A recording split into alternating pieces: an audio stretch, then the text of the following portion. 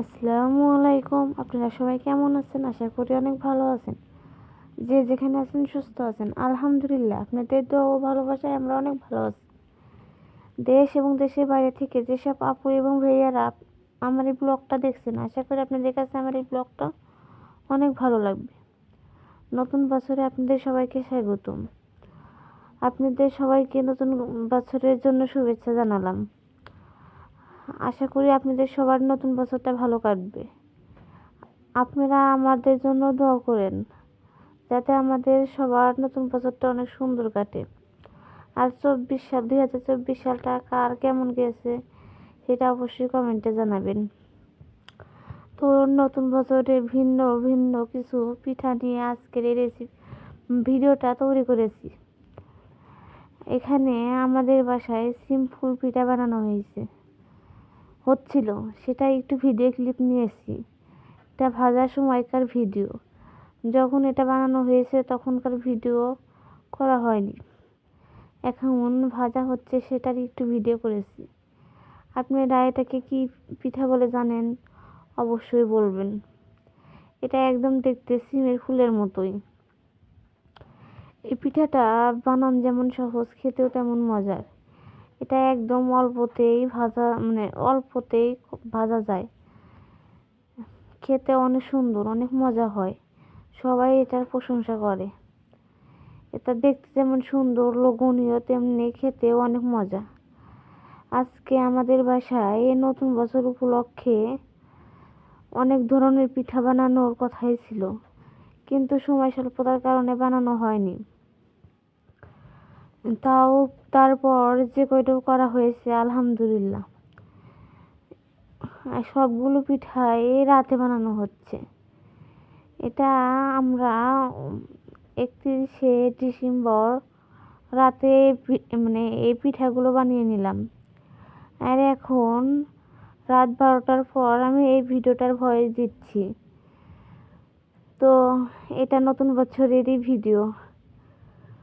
তো দেখতে থাকুন। আশা করি আমার ব্লগটা আপনাদের কাছে ভালো লাগবে। আপনারা নতুন বছর উপলক্ষে আপনারা কীরকম এনজয় করলেন অবশ্যই বলবেন।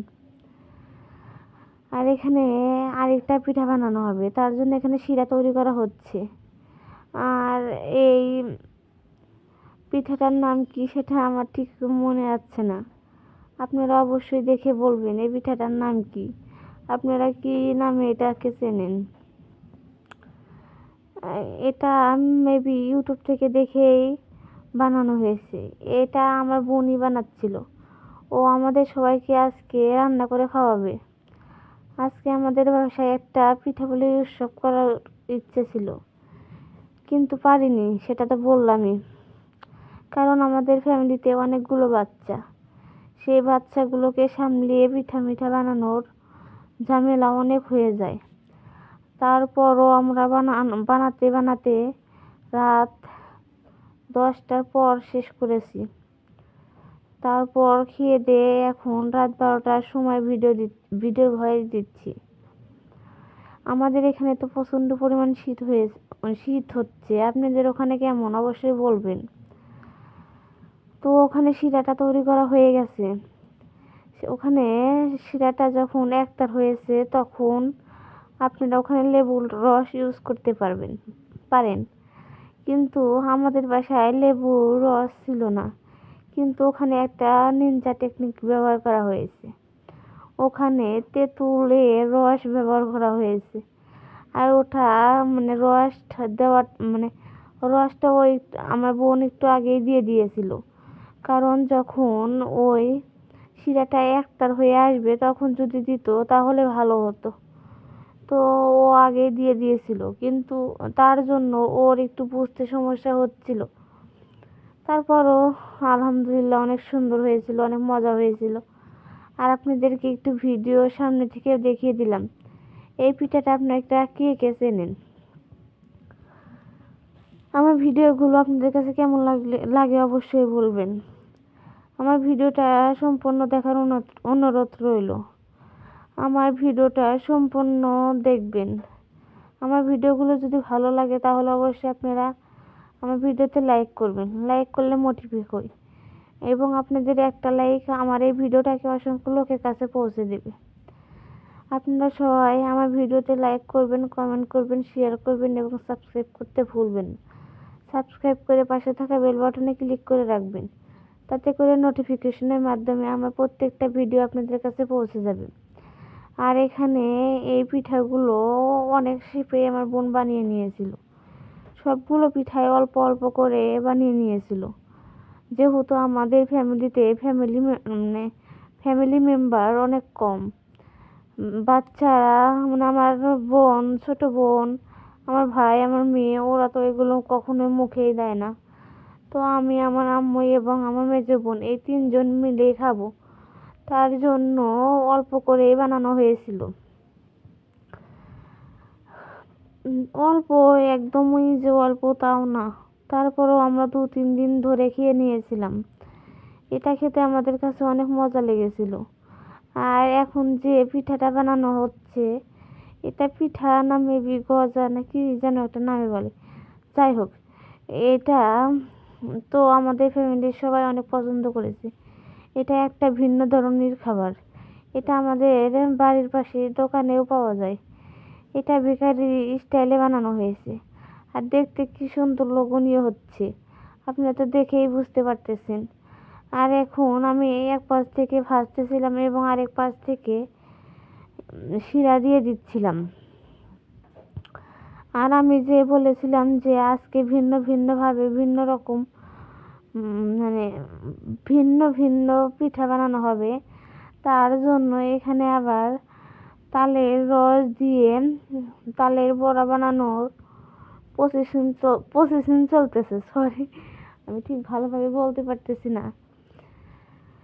এখানে চালের গুঁড়া এবং ময়দা দিয়ে এই এই তালের বড়াটা বানানো হবে। এই তালের বড়াটা এখন অসিজনে খেতে অনেক মজা লাগে।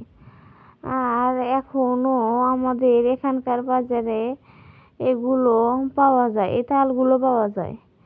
কিন্তু এটা এখন কিনে আনা হয়, এখনই কিনে আনা হয়েছে, কিন্তু 2 থেকে 3 দিন আগে কিনে আনা হয়েছিল, কিনে ফ্রিজে রাখা হয়েছিল। আজকে নতুন বছর উপলক্ষে পিঠা উৎসব করা হচ্ছে। আর এখানে ময়দাও দিয়ে দেওয়া হচ্ছে, তাতে করে বড়াটা অনেক নরম হবে, অনেক সুন্দর সফট হবে, খেতেও মজা লাগবে। তালের বড়া যদি নরম না হয় তাহলে ভালো লাগে না। এমনিতে আমার কাছে তালের বড়াটা ততটা পছন্দ না।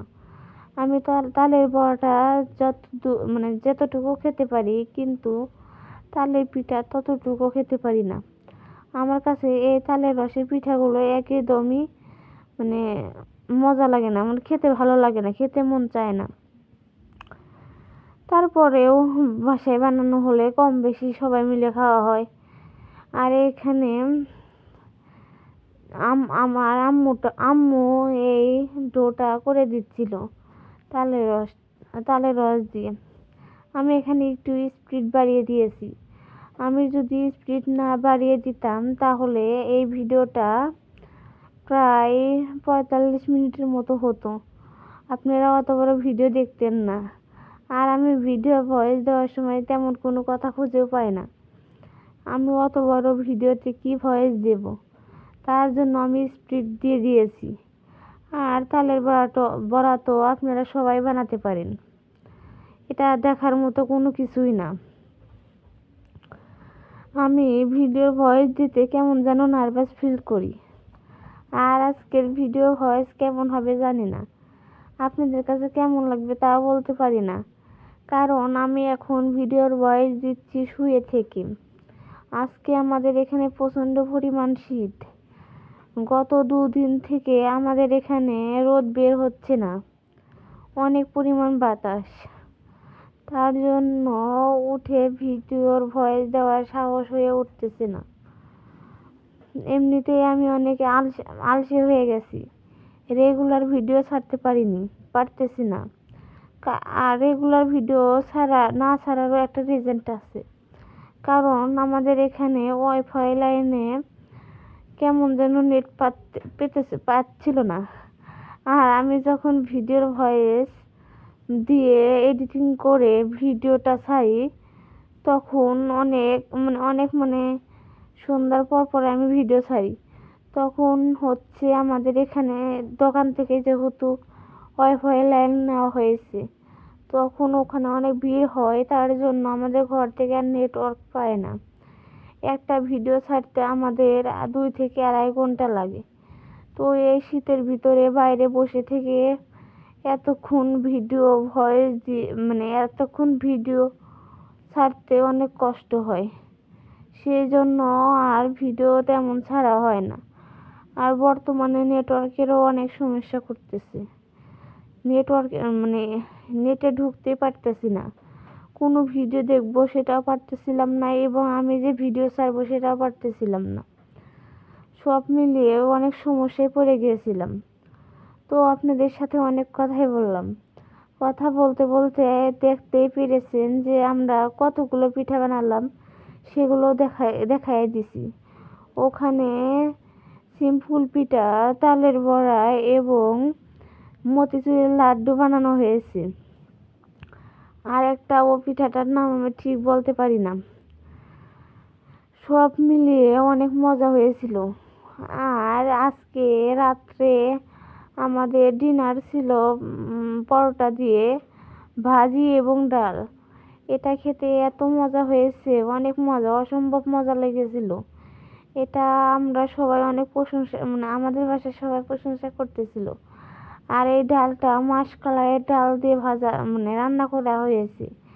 আর মাসকলাইয়ের ডালটা আমাদের জমিরই, আমাদের বাসায় চাষ করা হয়েছে। তো এখন আমরা সবাই মিলে খেয়ে নিচ্ছিলাম। এটা খেতে অসম্ভব মজা হয়েছিল। আমরা 3 বোনই শুধু পরোটা খেয়ে নিচ্ছিলাম, কিন্তু আমার আম্মু এটা খাবে না, কারণ তার গ্যাস্ট্রিকের সমস্যা। আমারও গ্যাস্ট্রিকের সমস্যা আছে, তারপরও খেলাম। কেন জানো, পরোটা দেখলে লোভ সামলাতে পারি না। আর এখানে আমার মেয়েটাকেও দিচ্ছি, ও খাওয়ার চেষ্টা করতেছে। আপনারা সবাই আমার মেয়েটাকে দেখে মাশাআল্লাহ বলতে ভুলবেন না। আপনারা সবাই আমার মেয়েটার জন্য দোয়া করবেন এবং আমাদের ফুল ফ্যামিলির জন্য দোয়া করবেন। আপনাদের জন্য অসংখ্য দোয়া রইল। আজকে